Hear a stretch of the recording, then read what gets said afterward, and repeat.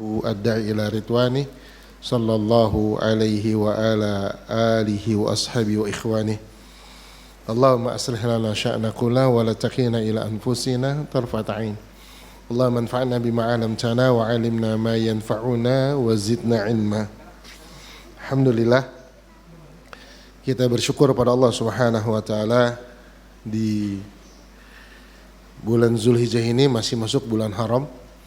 Allah cenderungkan hati kita untuk melakukan ketaatan dan kita beristighfar kepada Allah kalau memang ternyata kita sebagai manusia masih tergelincir kepada kemaksiatan. Ya, maka salah satu doa yang kita perbanyak, Allahumma inni as'aluka fi'lal khairat wa tarkul munkarat. Ya Allah, kami mohon kepadamu taufik untuk bisa melakukan kebaikan dan kami mohon kepadamu penjagaan untuk meninggalkan kemaksiatan, ya. Dan kita perlu penjagaan Allah. Kita perlu banget penjagaan Allah. Ya makanya kita berusaha untuk menjaga agama Allah agar Allah jaga kita pada saat yang kita sudah nggak mampu lagi untuk bisa keluar dari kemaksiatan. Sebagai contoh misalnya, Rasul Shallallahu Alaihi Wasallam sebelum diangkat menjadi Rasul pernah punya keinginan buat dengerin musik. Ya, kemudian dititipin gembalaannya kepada temannya, datang ke kota Mekah, hadir di sebuah walimah pernikahan yang ada musiknya. Apa yang terjadi? Allah tidurkan. Ini penjagaan Allah sehingga terhindar dari kemaksiatan. Nah, kita perlu itu gitu, ya. Karena banyak kesempatan kita udah nggak mampu, ya, untuk bisa lepas dari kemaksiatan, ya. Tapi dengan pertolongan Allah kita bisa selamat. Ya, makanya al-jaza min jinsil amal, ifadhillahi yafadka, jagalah Allah maka Allah akan jaga kalian, kata Nabi. Kemudian ingatlah Allah maka Allah akan ingat kalian. Maka kita berusaha untuk selalu berzikir kepada Allah Subhanahu wa taala, zikir pagi, zikir petang, ya. Dan sudah levelnya bukan sekedar baca rutin, tapi harus sudah mulai paham apa yang kita baca, ya. Sehingga makin kuat pemahaman kita atas sebuah zikir yang kita lafazkan, kita bisa makin khusyuk. Makin khusyuk, maka dia akan memberikan penjagaan yang makin sempurna. Ya, dia akan memberikan penjagaan yang makin sempurna dan kita terus berzikir kepada Allah. Ini kaitannya gini. Kita bisa lepas dari maksiat karena dijaga oleh Allah. Kita bisa melakukan ketaatan karena ditolong oleh Allah. Untuk itu kita selalu mengingat Allah. Nah, persoalan terakhir, bisa nggak kita ingat Allah tanpa pertolongan Allah? Bisa nggak? Nggak bisa.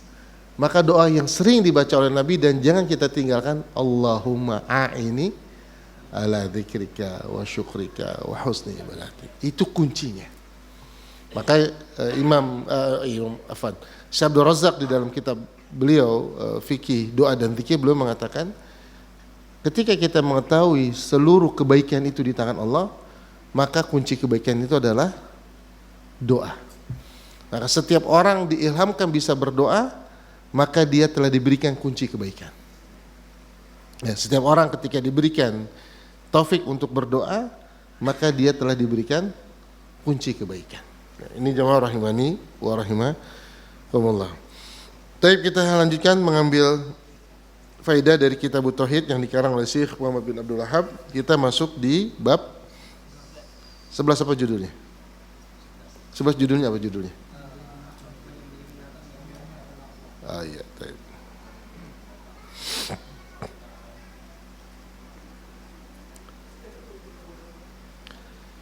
Menyembelih binatang untuk selain Allah atau menyembelih binatang karena Allah tapi di tempat yang pernah disembelih. Yang mana nih? Yang itu ya? Ya.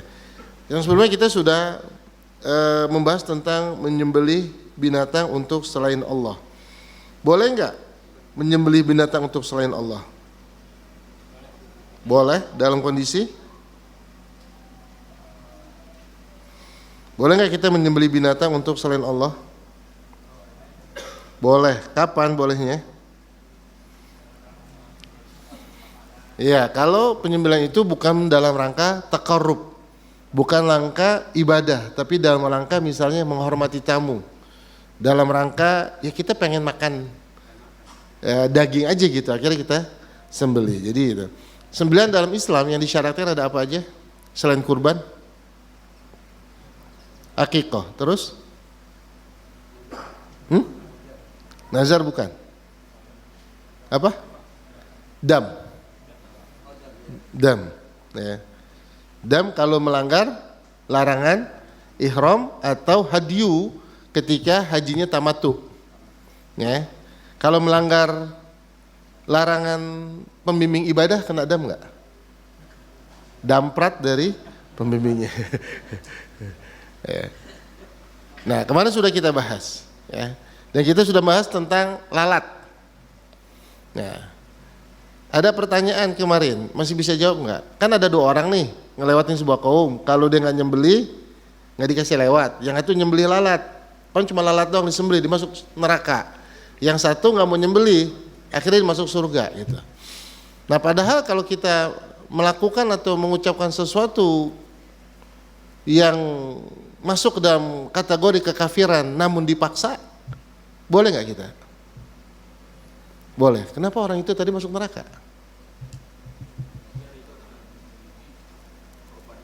Dia ridho. Di hadisnya nggak disebutkan dia ridho gitu.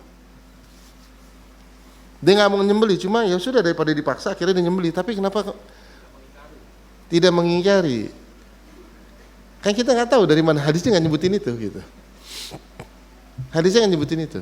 Masih ingat nggak? Ya. Manusia bahasa Arabnya apa? Insan dari kata nasia artinya lupa, maka karakter manusia lupa. Kalau antum lupa, antum masih ya udah dimaafkan kalau gitu. Kenapa? Karena itu syariat Nabi sebelumnya. Jadi bolehnya kita melakukan perbuatan kafir atau perkataan kafir jika dipaksa, itu untuk syariat Nabi Muhammad sallallahu alaihi wasallam yang terkait dengan peristiwa dibunuhnya keluarga Yasir. Ya, Sumayyah dan Yasir radhiyallahu anhuma dibunuh, sementara Amr anak dari Yasir mengatakan perkataan kafir tapi kemudian dia maafkan ya karena dipaksa. Ya, baik. Nah, dari sini kita punya kaidah juga, berarti boleh nggak kita mengkafirkan orang yang melakukan perbuatan kafir? Misalnya gini, kafir nggak? Misalnya orang berdoa kepada penghuni kubur, kafir nggak? Berdoa kepada penghuni kubur, meminta kepada penghuni kubur, kafir nggak dia? Syirik nggak dia? Syirik kafir nggak? Enggak. Benar, syirik kafir enggak? Coba surah Al-Bayyinah, innal ladzina kafaru min ahlil kitabi musyrikin. Berarti orang kafir ada 2 kelompok. Yang pertama kelompoknya dari kalangan ahlu kitab, yang kedua dari kalangan musyrik. Berarti orang musyrik. Nah, gitu. Orang minta kepada penghuni kubur, kafir enggak? Kafir. Tetangga kita minta kepada penghuni kubur, kafir enggak? Tetangga kitanya.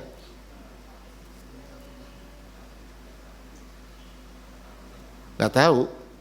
Ya. Jadi boleh nggak kita mengkafirkan? Hah? Nggak boleh. Nabi mengkafirkan.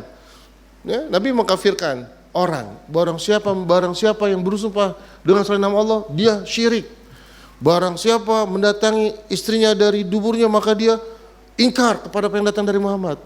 Barang siapa mendatangi dukun, kafir. Nabi boleh nggak mengkafirkan? Nah, ini penting ini. Antum harus bisa jawab. Boleh nggak mengkafirkan? Boleh atau nggak boleh? Nggak boleh selagi masih hidup. Secara individu nggak boleh. Berarti yang kita kafirkan perbuatannya. Nah, ini ya. Jadi kita nggak boleh mengkafirkan pelaku perbuatan.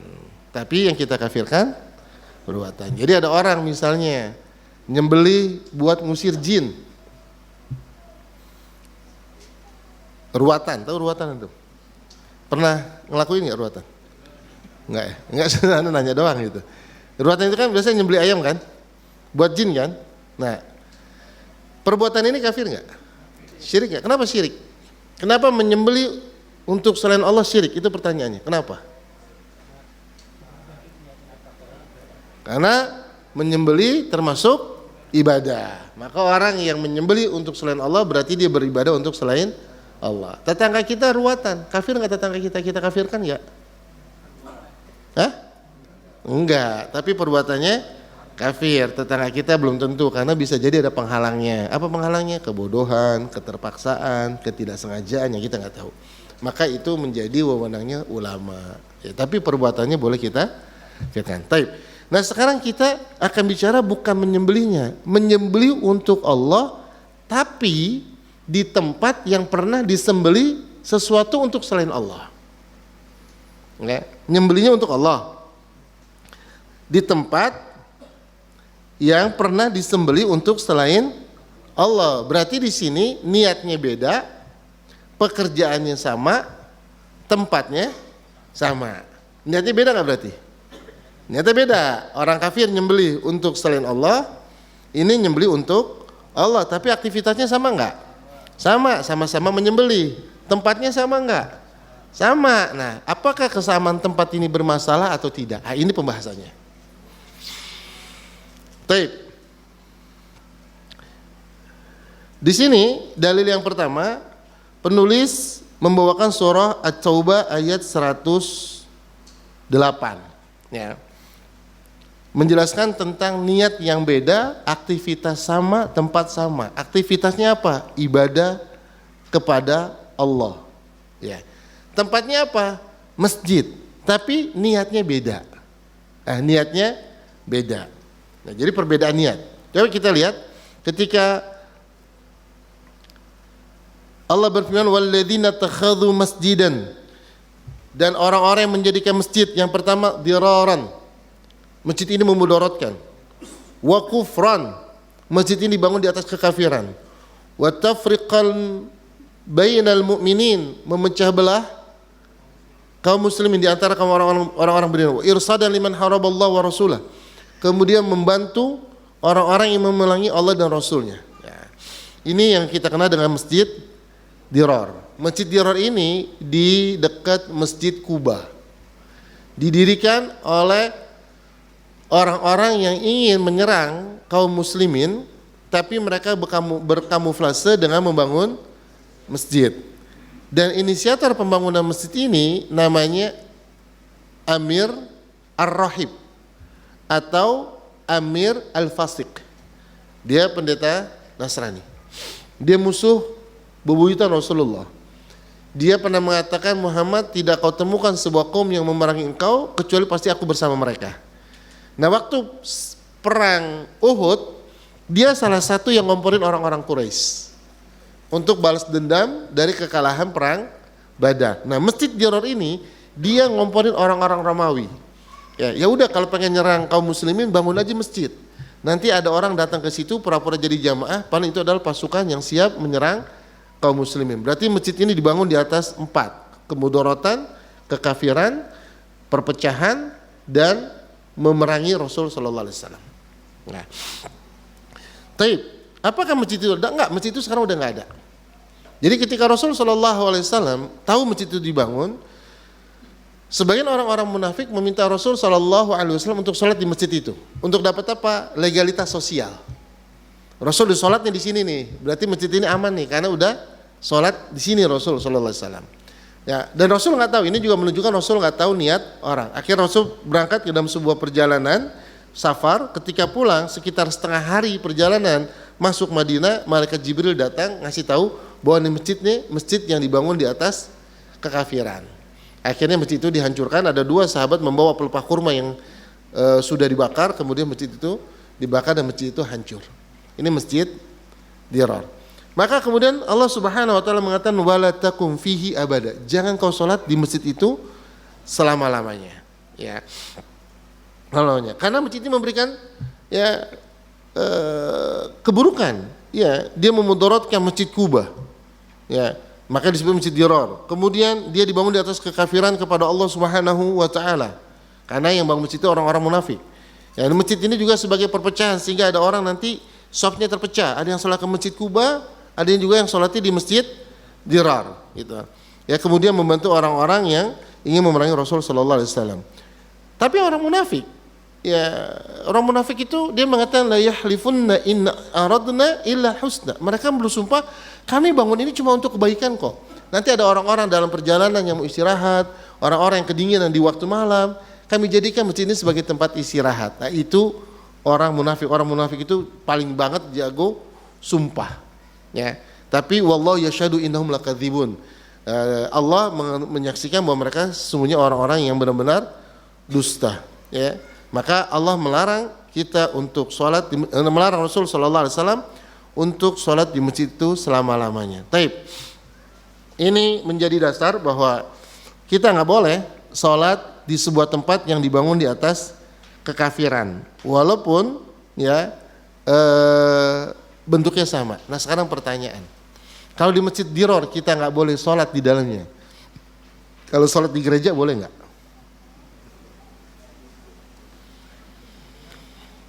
Sholat di gereja boleh nggak? Nggak boleh. Kenapa nggak boleh? Hah? Ini ada perselisihan di antara jamaah gitu. Ya. Memutuskannya adu dalil apa suit? Hah? Boleh nggak sholat di gereja? Kan Nabi mengatakan seluruh tempat masjid boleh sholat, yang nggak boleh di mana sholat itu? Di kandang unta dan di tempat kotor, ya. Ini nggak boleh. Sholat di kuburan boleh nggak? Sholat jenazah boleh. Itu jebak ini. Kalau dibilang sholat nggak boleh, Nabi pernah menyolatkan kuburan kan? Seorang wanita yang suka bersih masjid, ketika dia meninggal udah dikubur, Nabi nanya, itu orang kemana? Udah meninggal, kok nggak dikasih tahu? Sahabat pikir ya ini mah nggak ada penting-pentingnya gitu. Akhirnya Nabi ngedatengin ya kuburan, kemudian sholat ya. Kenapa? Karena nggak boleh ruku dan sujud kepada orang mati. Nah, ini jadi pelajaran. Kalau pengen jalanin jenazah, kadang-kadang nanti jenazah disolatkan setelah zuhur. Jenazahnya taruh di depan, sehingga jamaahnya akhirnya sujud jamaah harusnya taruh di belakang. Insya Allah nggak kemana-mana, nggak batal acara sholat. Insya Allah tenang aja udah gitu. Ya. Antum takut deh, kayaknya nggak seru nih gitu, nggak. Balik lagi gitu. Berarti yang nggak boleh cuma tempat yang ada najis dan kandang unta, yaitu tempat yang ada maksiat ya. Najis ini termasuk najis yang sifatnya zahir, dan najis yang sifatnya maknawi kayak patung, itu nggak boleh, menghadap patung kan. Nah, kalau di kandang unta boleh nggak? Kandang unta nggak boleh. Kandang kambing boleh. Kandang singa kan Anda bilang kandang singa, nggak ada singanya belum tentu gitu. Ya. Ya. Nah, kalau gereja kenapa nggak boleh? Karena ada patung. Kalau nggak ada patungnya? Lah ada lah, nggak semua gereja. Ya misalnya di pojokan gitu, yang depannya nggak ada patungnya gitu. Yang patung di depan Bunda Maria gitu. Terus di pojokannya masih bagian gereja gitu. Kita lagi pulang lurut kok. Yuk bentar lagi waktu asar habis gitu. Ditarik ke maghrib nggak bisa, belum dijamak ke zuhur, kan harus sholat. Terus kita berhenti itu di gereja. Hujannya nggak berhenti. Akhirnya boleh nggak kita sholat asar di gereja? Apa kita ke jalanan, hujan-hujanan di jalanan sholatnya? Kemana Pak? Hah? Boleh? Ini di masjid nggak boleh? Di masjid yang dibangun di atas kekafiran nggak boleh. Kenapa di gereja boleh? Tempat ibadah orang kafir dibangun di atas kekafiran nggak boleh. Ini masjid dibangun di atas kekafiran nggak boleh. Nah, tadi yang bilang boleh kenapa? Antum kenapa boleh di gereja? Pernah dengar? Gini, boleh. Kenapa boleh?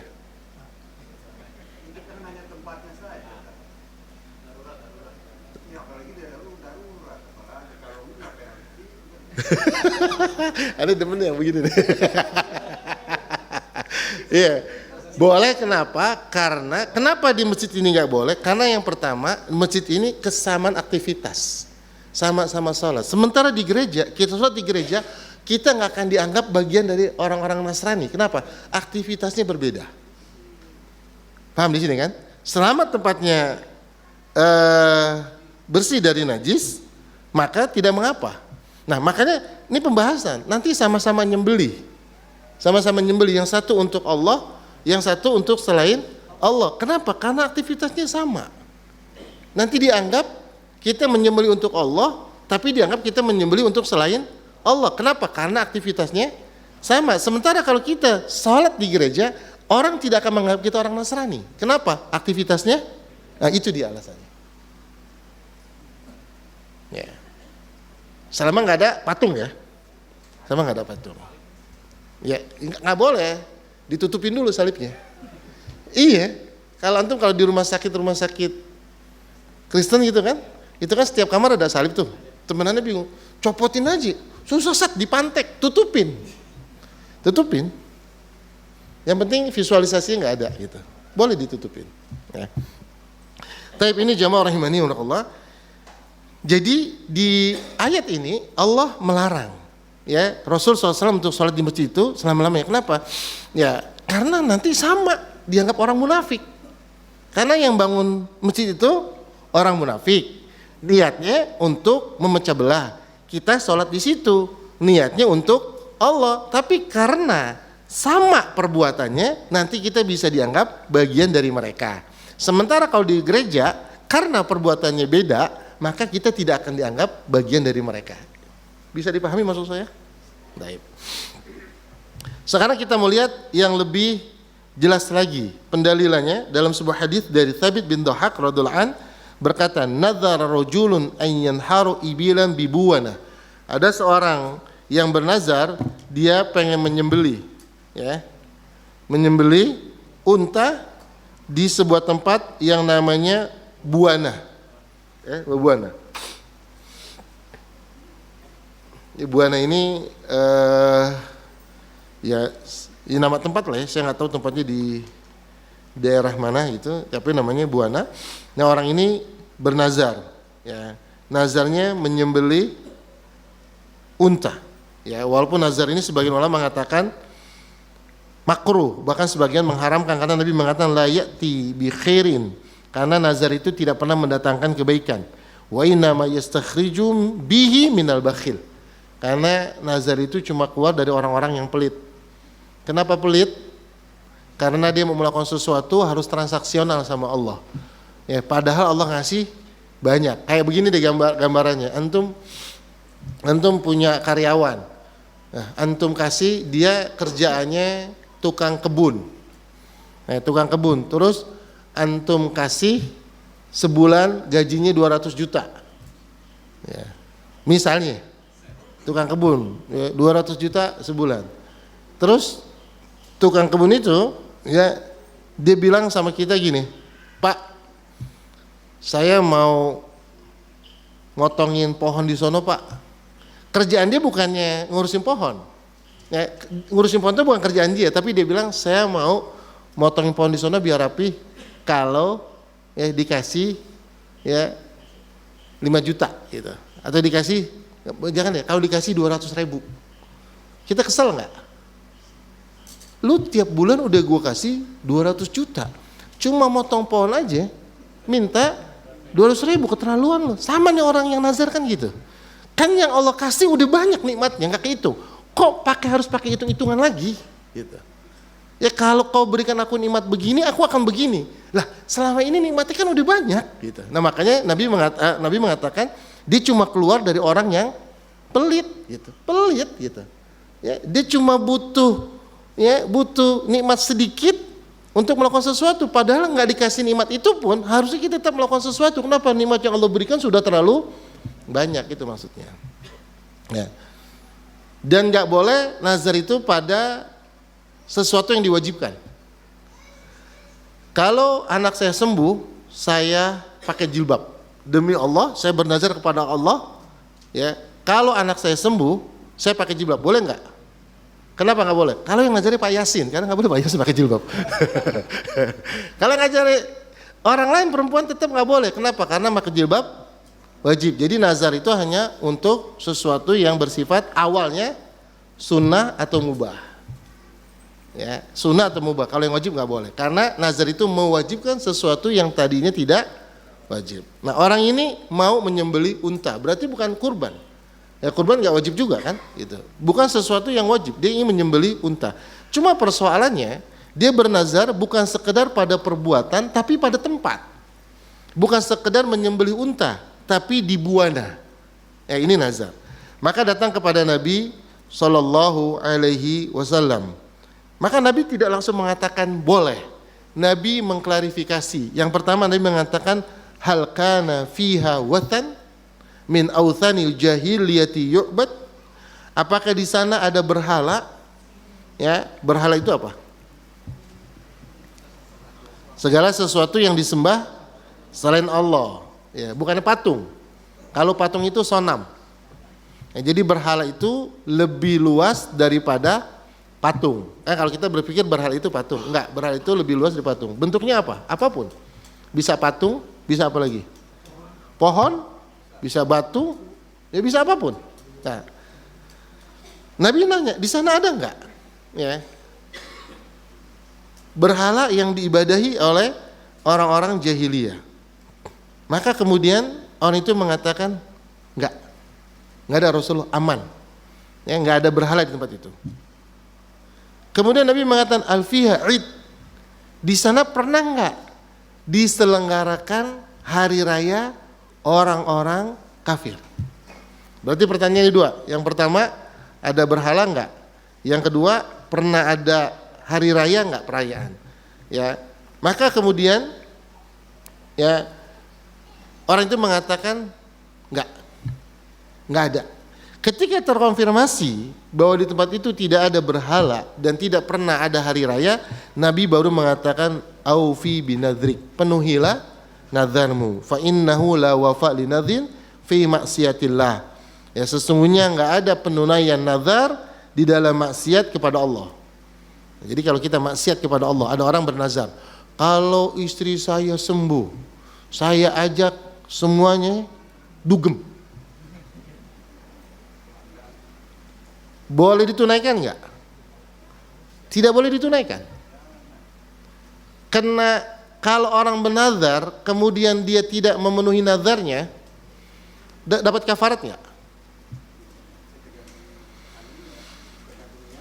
Ini niatnya nazar. Enggak, ini yang benar. Yang benar, misalnya dia bilang begini, saya bernazar kepada Allah, kalau anak saya sembuh saya mau puasa 3 hari. Terus dia nggak mampu puasa, kena kafarat nggak? Apa kafaratnya? Memberi makan 10 orang miskin. Nah sekarang kalau nazarnya nazar maksiat, berarti dikerjain nggak nazarnya? Nggak dikerjain. Kena nggak kafaratnya? Kenapa enggak? Karena kemaksiatan. Nah, sumpah dengan nama Allahnya. Dua hal yang berbeda. Dia kena kafarat karena sudah bersumpah dengan nama Allah. Nah, dia tetap harus meninggalkan nazarnya, namun dia tetap terkena kafarat. Ya, karena telah bersumpah dengan nama Allah. Ya. Kafaratnya sama, memberi makan 10 orang miskin. Ya. Nah, kalimat sumpah dalam bahasa Arab itu ada 3. Wa, ba, ta. Wallahi, billahi, tallahi. Nah, antum kalau ada orang mengatakan, antum benar, wallah. Kalimat sumpah enggak kalau wallah doang? Belum tentu kalau wallahu. Wallahi itu artinya dan Allah. Wallahi, demi Allah. Antum hati-hati kalau minta sumpah anak pesantren yang paham nahwu. Wallah, antum enggak, anda bilang wallahu bukan wallahi. Paham kan maksud saya kan? Ya, wallahi itu jatuhnya enggak sumpah. Ya, kalau wallahi baru sumpah. Nah, jadi kalau dia nazar kepada yang maksiat jangan ditunaikan. Yang kedua kata Nabi, wala fima la yamliku ibnu Adam. Dan enggak boleh menunaikan nazar pada hal-hal yang tidak dimiliki oleh manusia. Contohnya, ada si A, dia bernazar, ya Allah, demi Allah saya bernazar kepadamu, kalau anak saya lulus, saya jual motornya Pak Yasin. Boleh enggak? Maka kata Nabi, wala fiha la yamliku ibnu Adam. Nggak boleh menunaikan nazar pada hal yang tidak dimiliki oleh dia. Nggak boleh dia menazar. Pokoknya kalau suami saya sembuh, saya bernazar, saya mau jual rumahnya Pak Yasin. Ya Allah. Boleh ditunaikan nggak? Nggak boleh. Bayar kafarat nggak orang itu? Bayar sama. Ya. Alhamdulillah. Alhamdulillah. Kalau enggak, waduh, kacau kita. Hah? Iya. Baik tapi. Cuma orang baik nggak pengen miskin juga, Pak. Ya, jadi ini jemaah rahimani kalau kita perhatikan.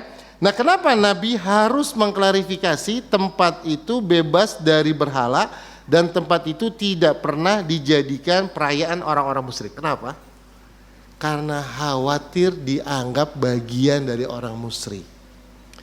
Karena orang musyrik juga pernah menyembelih ya di tempat itu. Berarti tempatnya sama enggak? Sama. Perbuatannya sama enggak? Sama, sama-sama nyembelih. Yang beda apa? Niatnya. Berarti boleh enggak? Enggak boleh kita sama dengan orang kafir dari dalil ini pada perbuatan atau waktu atau tempat walaupun niatnya beda. Dalil ini bisa kita bawa buat orang-orang yang bakar ayam di malam tahun baru. Kalau ada pertanyaan secara umum, boleh nggak bakar ayam di malam tahun baru? Hah? Di rumah? Di rumah? Boleh nggak? Boleh. Secara umum boleh nggak?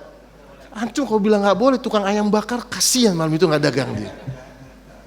Nah, tapi di rumah nih misalnya, di rumah, ya pas lagi datang gitu, ya udah deh, mumpung besok kita nggak kerja deh, kita libur, deh malam ini kita bakar ayam di malam tahun baru, boleh atau tidak?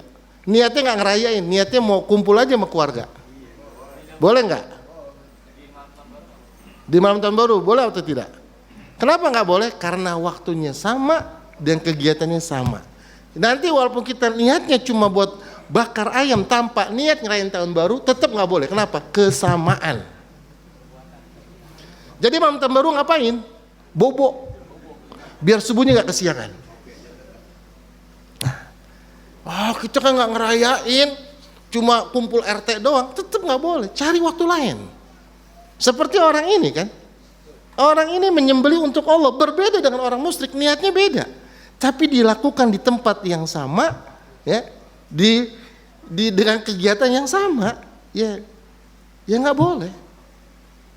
Ini jamaah rahimani wa rahimakumullah, ini jadi dalil berarti kita nggak boleh ya merayakan malam tahun baru, atau kemudian bukan merayakan lah, melakukan aktivitas yang menyerupai perayaan tahun baru walaupun niatnya beda.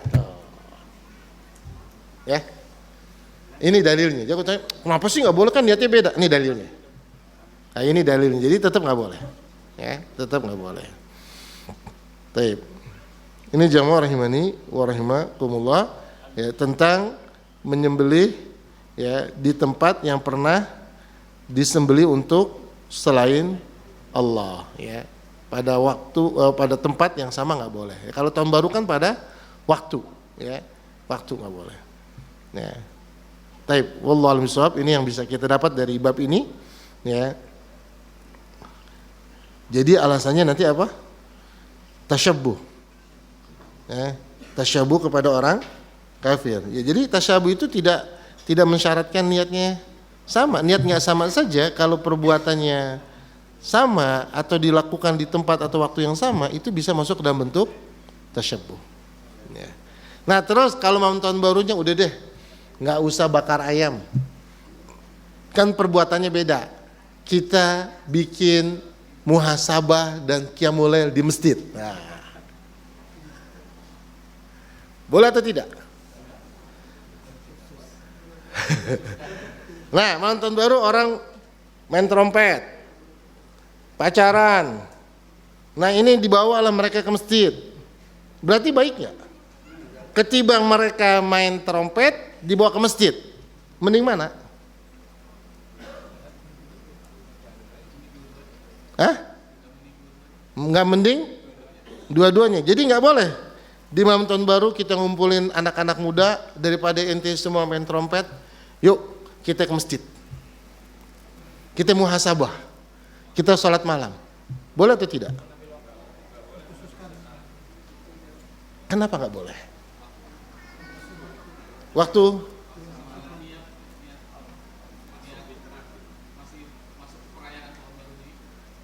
kan nggak ada orang tahun baru pakai sholat malam, kan nggak ada. Kalau bakar ayam, iya, ngerayain tahun baru pakai bakar ayam. Kalau sholat malam kayak tadi kan di masjid, kayak kita sholat di gereja kan, nggak mungkin orang lagi sholat malam, wah dia orang Kristen tuh sholat malam di masjid, nggak mungkin. Artinya kan beda, mengkhususkan waktu. Taib, sekarang nggak usah ada ibadah. Kalau ada ibadah kan pengkhususan waktu jadi masalah. Kalau bentuknya ibadah, nggak usah sholat malam, muhasabah saja di masjid. Malam tahun baru tapi muhasabahnya.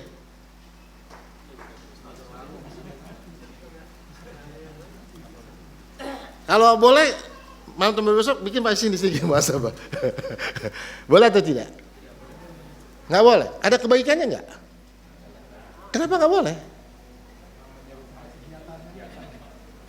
Kan beda kegiatannya. Kalau tadi kan nyembeli sama nyembeli, bakar ayam sama bakar ayam. Muhasabah emang ada orang lain malam tahun baru dengan muhasabah?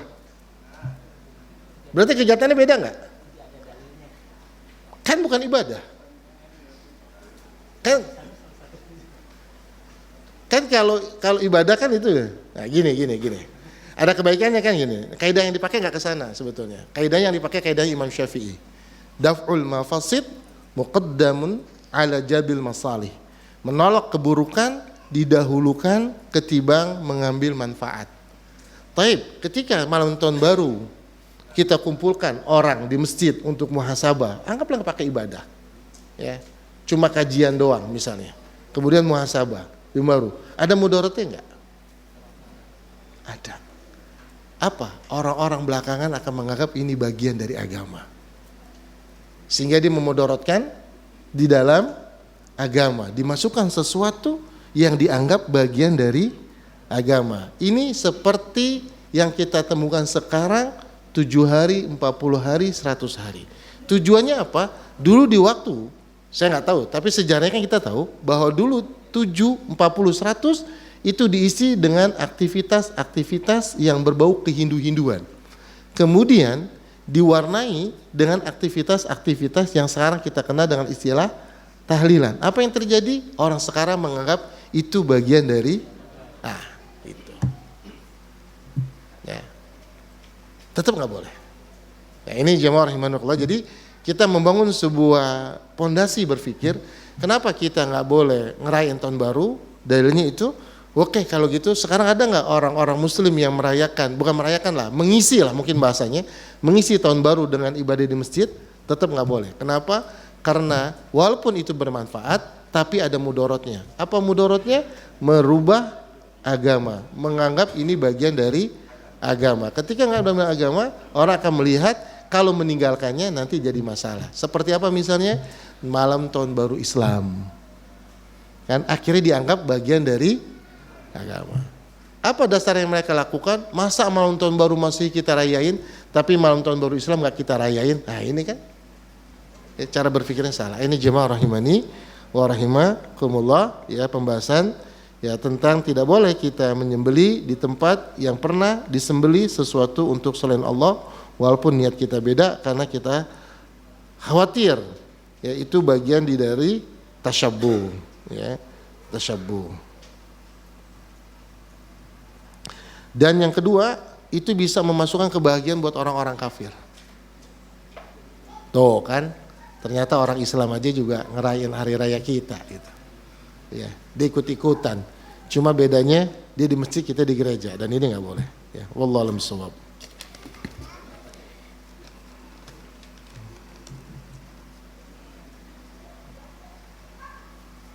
Ustaz, bagaimana kalau berkunjung ke tempat yang dilaknat oleh Allah seperti piramida, Mesir, Laut Merah, atau rekreasi ke candi-candi? Ya nggak boleh. Maka salah satu sifat ibadur rahman di dalam surah Al-Furqan, la yashhaduna zur. La yashhaduna zur, mereka tidak menyaksikan zur. Zur ini kedustaan. zur ini kekafiran, maka nggak boleh. Nah, kita datang ke tempat-tempat yang di situ terdapat kemaksiatan. Nah sekarang saya tanya sama antum, boleh nggak kita datang ke konser musik? Nggak boleh. Konser musik sama kesyirikan, mana yang lebih besar dosanya? Syirik. Nah kalau konser musik nggak boleh, kita konser musik nggak ngapa-ngapain, cuma mau datang doang, tetap nggak boleh kan? Karena kita, nah kalau ke candi, yang iya makanya, nah, karena itu kekafiran. Apalagi tempat itu dilaknat, nah, nggak boleh. Penelitian, ada nggak literasi? Nah harusnya nih. Kalau ngikutin contoh Nabi ya, tapi kan ini nggak bisa dilakukan zaman sekarang ya. Ketika Nabi mengatakan, la ta'da kubron masyrufan ila sawaita. Tidaklah kau tinggalkan kuburan yang dimulaikan kecuali diratakan. Tidaklah kau temukan patung kecuali. Jadi itu harusnya diteliti atau dihancurin? Ditangkap nih gara-gara ngomong begini ntar gitu. Nah kan saya bilang harusnya.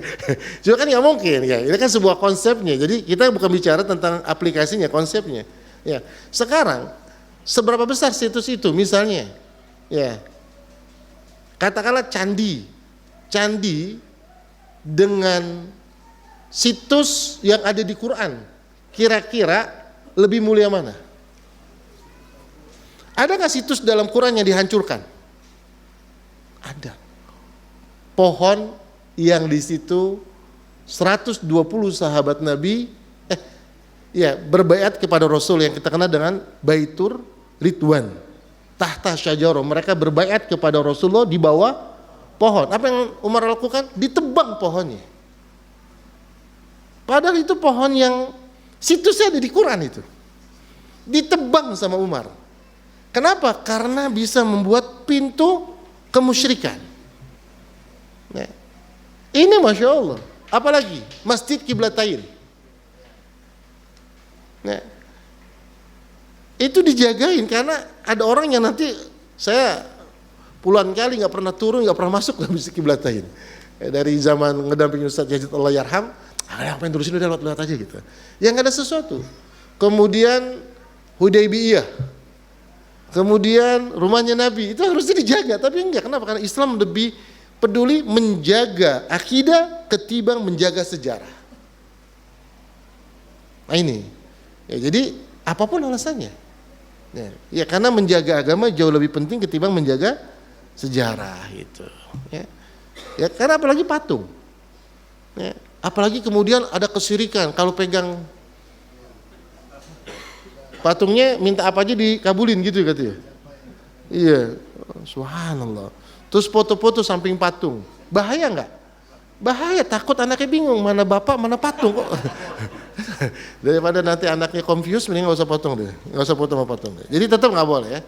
Nah saya nggak tahu kalau Laut Merah itu, ya kalau Laut Merah, ya Laut Merah yang di Arab itu beda dengan Laut Merah ditenggelamkannya Firaun, ya.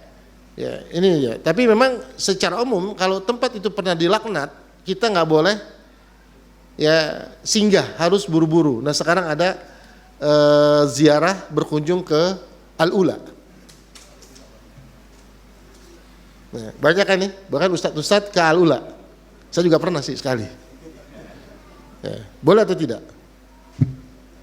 Boleh, karena yang dilarang itu ke Maidanin Saleh. Jadi Al-Ula itu tempatnya luas. Bagiannya itu satunya Maidanin Saleh. Yang tempat Nabi Saleh itu bagian dari Al-Ula. Jadi yang kita datangkan cuma tempat yang tidak masuk ke dalam wilayah Maidanin Saleh. Jadi misalnya yang dilaknat itu satu tempat di Tangerang. Tapi ada bagian lain ternyata di Banten ini cuma bukan Tangerang, ada Serang gitu. Ya, jadi boleh ke tempat itu. Wallahu alam bisawab, itu yang saya pahami, ya. Yang nggak boleh ke Maidanin Salehnya, ya karena di Al-Ula itu ada sekolah, ada masjid. Artinya pemerintah Saudi membolehkan, tapi kalau Maidanin Salehnya memang nggak boleh masuk orang di sana. Itu berbeda. Jadi Al-Ula dan Maidanin Saleh itu berbeda. Wallahu a'lam. Amin. Apakah boleh orang tua melakukan amal ibadah, misal sholat sunnah, puasa untuk anak supaya soleh atau dimudahkan dalam menghadapi ujian atau diterima kerja? Kalau untuk soleh iya, boleh. Ya, kalau untuk soleh boleh karena Ibnu Musayyib rahimahullah tabi'in senior, beliau mengatakan ya bunayya ukthiru shalah li ajli. Wahai anakku, aku memperbanyak salat untuk kesolehanmu. Karena kita diperintahkan untuk berdoa gitu. Nah, terus bagaimana kalau misalnya kita ngedoain supaya anak kita memperbanyak puasa, ya, memperbanyak salat supaya anak kita diterima kerja atau menghadapi ujian. Baik, sekarang gini. Secara umum amal ibadah itu memudahkan urusan enggak? Wa may yattaqillaha yaj'al lahu makhraja. Baik, sekarang gini. Jadi konsepnya begini, sebetulnya boleh enggak begini? Di dalam kitab tauhid nanti di sini ada tentang beramal akhirat untuk dunia. Beramal akhirat untuk dunia. Kalau buat anak soleh kan ini urusannya akhirat. Nah, ini udah selesai di urusannya. Sekarang yang urusannya dunia. Ya, misalnya sedekah buat kesembuhan, ya boleh atau tidak? Nah, sebagian ulama kata nggak boleh karena hadisnya lemah. Atau silaturahim supaya rezekinya lancar. Terus tadi sholat supaya anaknya dimudahkan ujian. Baik. Konsep dasarnya gini, setiap keutamaan yang disebutkan tadi itu syarat dan ketentuan berlaku. Keutamaan itu diberikan kalau ibadahnya diterima. Paham maksud saya? Misalnya katakanlah dengan sedekah Allah bisa datangkan kesembuhan. Kesembuhan Allah berikan kalau sedekahnya diterima. Gitu. Nah, diterimanya ibadah apa syaratnya? Ikhlas dan tiba. Nah, kalau dia semata-mata buat itu doang, ini ibadahnya diterima nggak kira-kira? Kalau ibadah nggak diterima, keutamanya dapat nggak? Nah, kenapa pusing begitu? Udah pusing aja ikhlas. Antum udah sholat yang ikhlas, berdoa supaya anak kita mudah. Karena kadang-kadang bapaknya interview, istrinya yang puasa. Bu nggak makan? Nggak kenapa? Bapak saya suami lagi interview, saya nolong puasa. Nggak ngaruh.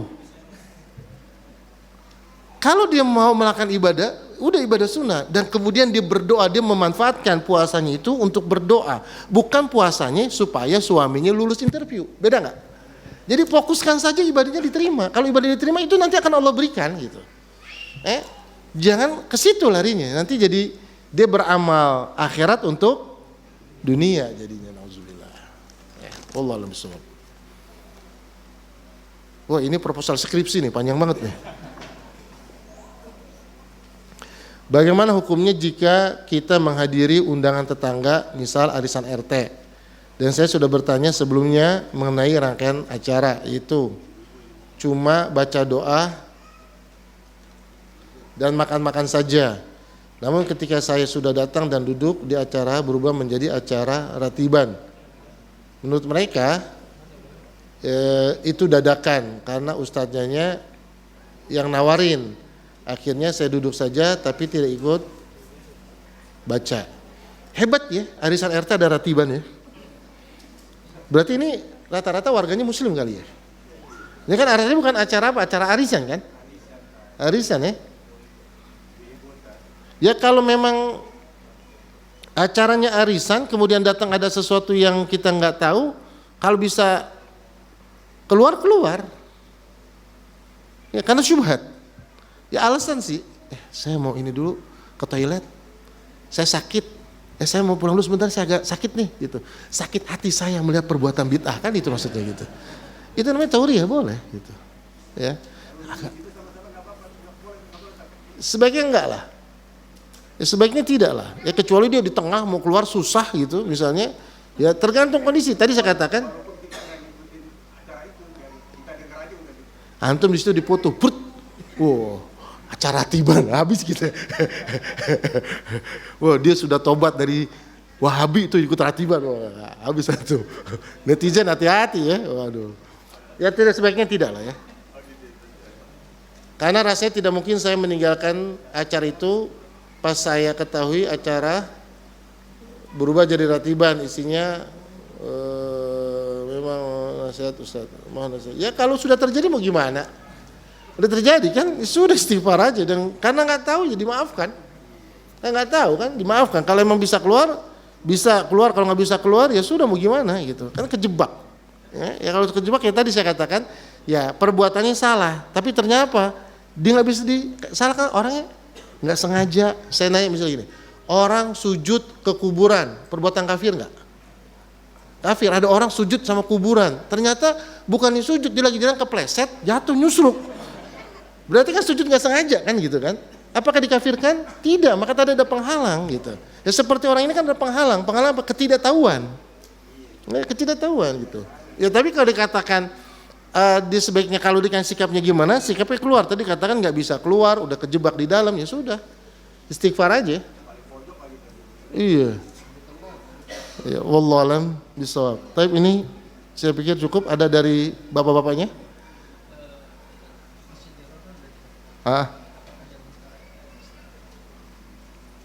Nah, apakah zaman sekarang ada masjid diror? Pertanyaannya balik lagi. Nabi tahu nggak kalau masjid itu masjid diror? Ya udah, karena kita nggak tahu. Iya kan? Yang mengatakan masjid itu diror siapa? Jibril kan? Informasi dari Allah kan? Sekarang siapa yang punya akses itu?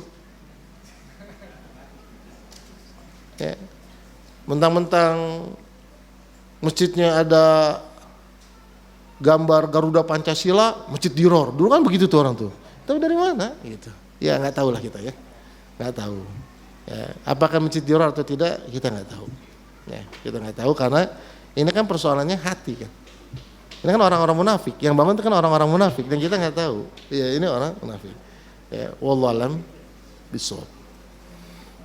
Ada yang lain? Assalamualaikum. Waalaikumsalam. Mau tanya Pak Ustaz, kalau kita sembahyang di masjid pemberian orang kafir kan ada tuh dari mulai fondasi sampai selesai itu yang bikin orang kafir. Apa kita boleh sholat di masjid seperti itu? Baik. Yang jelas-jelas di Salatiga Pak. Di Salatiga itu ada masjid, terus ada toren buat air wudhu. Toren. Ada tulisannya, sumbangan dari orang-orang suci. Oh. Jamaat gereja. Itu benar. Itu kejadian. Nah, bagaimana kalau masjid itu dibangun oleh orang kafir? Saya tanya. Saya nggak pernah nih. Kita jalan-jalan ke Amerika. Kita jalan-jalan ke negeri-negeri kafir. Pemerintahnya ngebangun masjid buat orang Islam. Atau di bandara ada musola yang bangun orang kafir, boleh nggak kita salat di situ? Itu jawabannya berarti. Iya, ya logikanya kan gitu nih. Antum ke Amerika, antum ke Jepang. Di Jepang, pemerintahnya bangun di masjid. Jelas-jelas musyrik kan pemerintahnya kan, nyembah matahari kan. Boleh nggak kita salat di situ? Udah aman berarti jawabannya. Aman. Apa? Apa misalnya? Iya, maksudnya ada bandara, ada masjid. Yang bikin orang kafir. Kan kalau mutlak masjid di sini misalkan. Ya di Jepang misalnya pemerintah Jepang bangun masjid misalnya. Boleh nggak kita sholat di dalamnya? Boleh, iya. Iya, selama memang nggak ada kekafiran di depannya kan? Nggak masalah. Iya. Ya nggak masalah. Selama memang dia nggak ada yang bisa merusak ibadah kita gitu. Ya ada masalah gitu. Ya. Iya. Ya jangan-jangan yang di pinggir jalan itu sumbangan yang cuma orang kafir bisa jadi kan. Jadi insya Allah tidak mengapa. Kecuali memang tadi kita jelas misalnya di dalamnya ada bentuk-bentuk yang bisa membuat sholat kita nggak sah, ada patung, ada kuburan. Ya. Jadi bukan karena uangnya dari orang kafir atau kemudian ada kontrak-kontrak ya udah saya bangun masjid tapi kamu harus begini, itu nggak boleh gitu. Kalau itu yang sikapnya bantuan lepas nggak ada masalah insyaallah. Wallahu a'lam bishawab. Ada yang lain? Cukup insyaallah. Semoga yang sedikit ini bermanfaat. Saya mohon maaf atas segala kekurangan. Wallahu a'lam bishawab. Sallallahu nabiyana Muhammadin wa ala alihi wasallam wa akhiru da'wana alhamdulillahirabbil alamin. Subhanakallahumma bihamdik asyhadu an la ilaha illa anta astaghfiruka wa atubu ilaik. Assalamualaikum warahmatullahi wabarakatuh.